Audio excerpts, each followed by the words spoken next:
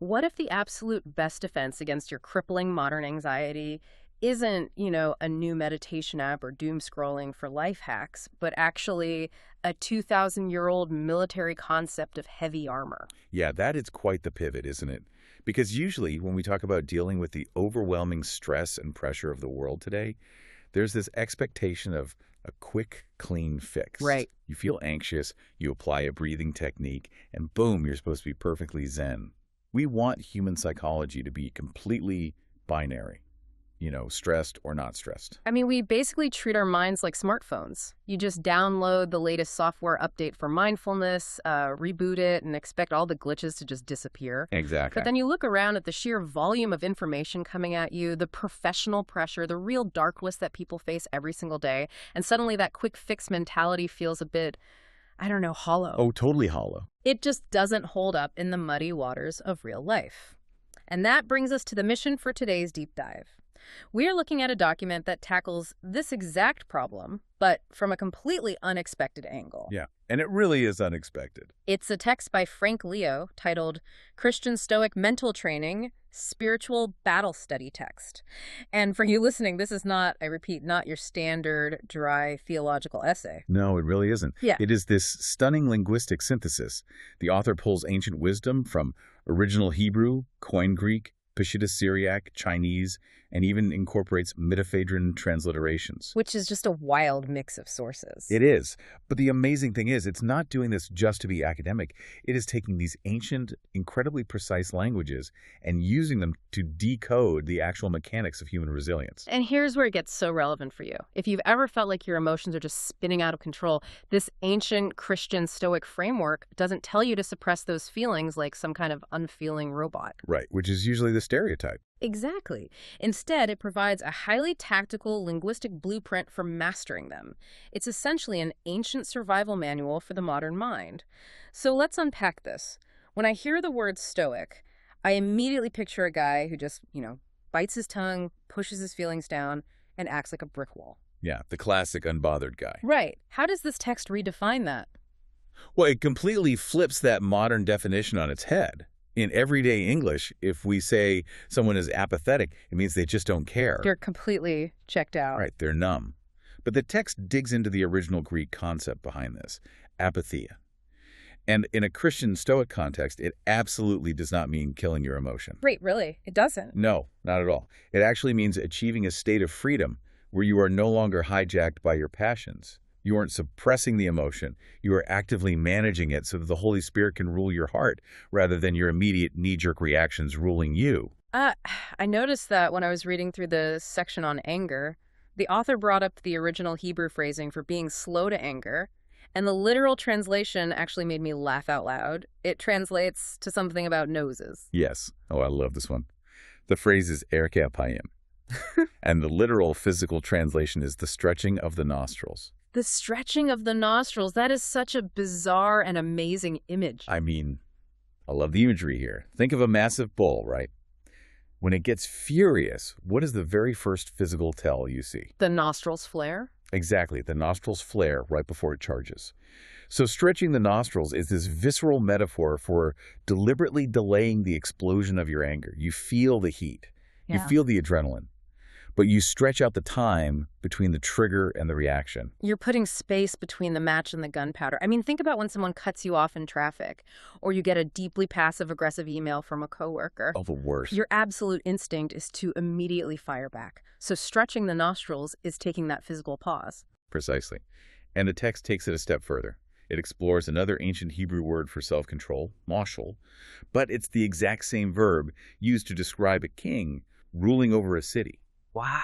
Yeah, the implication is massive. Managing your own internal emotional state requires the exact same level of strategy, authority, and intention as a monarch governing an entire nation. It elevates self-control to this regal, majestic responsibility. Okay, so that makes total sense for anger, because anger is an active, aggressive emotion. You can pause it. But what about fear? Right. Because fear paralyzes you. You just freeze. How does this framework handle fear? Well, the original languages describe overcoming fear not as the absence of being afraid, but as maintaining a dignified composure. The Syriac word is nakputha. Nakputha. Yes, which ties into the Greek sufismos, meaning a kind of holy propriety or self-discipline. So overcoming fear isn't about ignoring the danger or pretending your heart isn't racing. Because it definitely is racing. Oh, absolutely. But it's about facing the danger with a dignified, disciplined composure. You aren't panicking. You are holding your ground with nobility. Okay, wait, I have to push back here for a second. Go for it. We're talking about holding your ground, being a king over your emotions, stretching your nostrils. If classic Stoicism is all about this intense self-reliance, grit, and pulling yourself up by your own bootstraps. The Marcus Aurelius mindset. Right. How does that square with a theology that says you have to rely entirely on God? Isn't that a massive contradiction? It is a brilliant question, and it's exactly where the text shows how the Apostle Paul took the original classical Stoic concept of contentment, the Greek word autarkia, and completely elevated it. Elevated it how? Well, you're right. Classical Stoic self-sufficiency is entirely about internal willpower. You just grit your teeth. But Christian autarkia isn't powered by sheer human grit. It acknowledges a fundamental truth.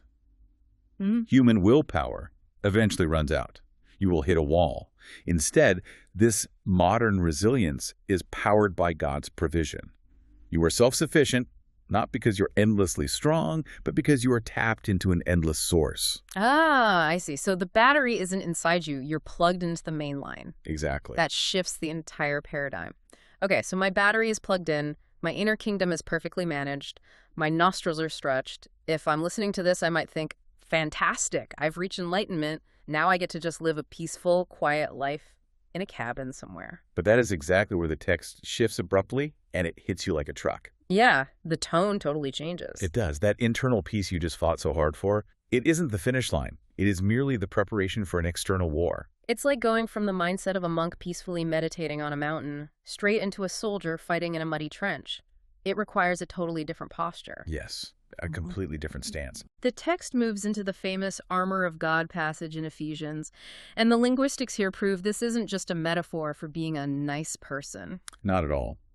The original Greek term used for armor here, panoplia, didn't mean a generic shield or a light vest. It specifically referred to the complete, heavy, interlocking armor of a heavily armed Roman infantry soldier. So serious gear. Yeah, it's the cumbersome, massive gear you only wear when things are about to get incredibly violent and up close. Because the enemy you are facing isn't just throwing random punches. The author points out that the ancient word used for the enemy's attacks, methodias, literally translates to systematic schemes. Right. They are methods. The attacks coming at you are calculated, strategic, and targeted specifically at your weakest points. So to put that in modern context, this isn't just a streak of bad luck. This is that 2.0 AM spiral where your brain convinces you that you are a fraud at your job. Oh man, yeah. That your friends secretly only tolerate you, and that you are fundamentally a failure. It's targeted. And the text says this fight is a palai, a wrestling match. This isn't a sniper taking shots from a mile away. Wrestling is close quarters combat. You can literally feel the breath of the enemy. And who is the enemy in this intimate, uncomfortable combat? The text introduces one of the most terrifying and vivid linguistic turns in the whole document. I know exactly what you're going to say. It uses the ancient Syriac term for the devil, kosmokritoris in Greek. But the Syriac is akalkartsa. I remember reading that word. The translation honestly gave me chills. Akalkartsa literally means the devourer of accusations. The devourer of accusations, wow. Yeah, let that sink in. The enemy isn't some cartoon monster with a pitchfork. It is a force that consumes and weaponizes your own guilt, your shame, your past mistakes, and the lies you believe about yourself. It feeds on those accusations and tries to eat you alive with them. That is so deeply relatable. It literally weaponizes your own internal monologue. But here is my question. If I am in a muddy trench wrestling with the devourer of accusations, right, how is a person supposed to maintain the peace and beauty of their character in such a dirty, chaotic fight? Well, that is the core tension of the human experience, isn't it? The text resolves it by looking at the original Greek word used when the scriptures talk about being a good soldier. The word is kalos. Kalos. Yes. It doesn't just mean efficient or lethal or tough. It means beautiful and noble. True resilience, or say bar bishatha in Syriac, which means enduring evil, is maintaining your noble character even when you are entangled in the absolute worst of the fight. The endurance itself is the battle. You stay noble by staying clear-headed. The text talks about nepse, right? Not being drunk on the chaos, avoiding spiritual numbness and gregorosade, staying watchful like a sentry on duty in the middle of the night. Exactly. You don't numb out. You stay awake on your post. The inner kingdom is managed, the heavy Roman armor is strapped on, the sentry is awake. But let's get incredibly real for a second. Okay. Heavy armor sounds great until it cracks. What happens when you get hit with something you didn't see coming? A medical diagnosis, a sudden layoff, the loss of someone you love. What happens when the soldier is overwhelmed by total despair and literally cannot fight anymore? The text handles this with profound, beautiful compassion. It steps away from the military metaphors and goes to Psalm 34. It looks at the specific ancient words used when a person is at their absolute lowest point. Yeah. When a person's heart is shattered into pieces, nishbarai, and their spirit is crushed entirely to dust, dakai, what does God do? He doesn't tell him to get up and pull themselves together. No. The text says God is korov, meaning near, literally physically close. God is closest to us when we are the most broken, when we have been crushed to dust and have absolutely no fight left in us. That reframes everything about suffering. There's a point in the text where it broke down the ancient root word for anxiety. And I don't know Greek, but the translation it provided was brutal. Yeah, the word is merimnate. Merimnate.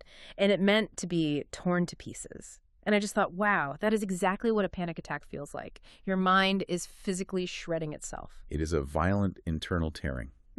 And what is the antidote the text provides for a mind that is torn to pieces? It says, the peace of God will fruzi, or stand guard over your heart and mind. See, I need to understand the mechanism behind that. How does an abstract concept like peace practically guard physical, shredded thoughts? Well, the word fruzi is a military term for a garrison. The Syriac uses niter for guard and shena for his peace. Think of a heavily armed sentry taking over the night shift. Okay. When your mind is torn to pieces, it is not your own forced calmness that protects you. You don't have to generate the peace.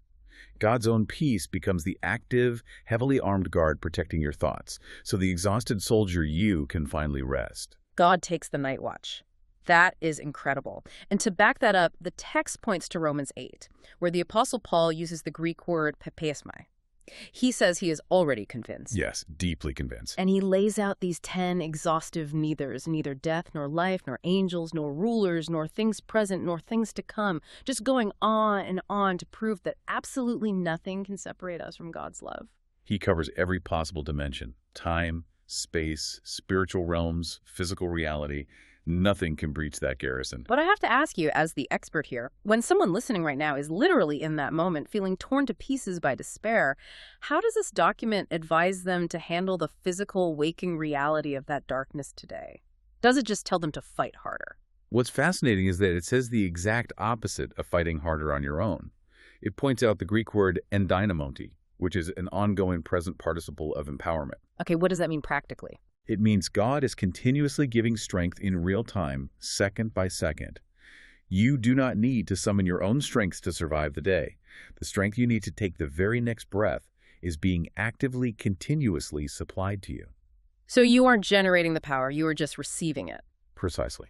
Okay, so I am receiving the strength, but I am still sitting in a completely dark pit.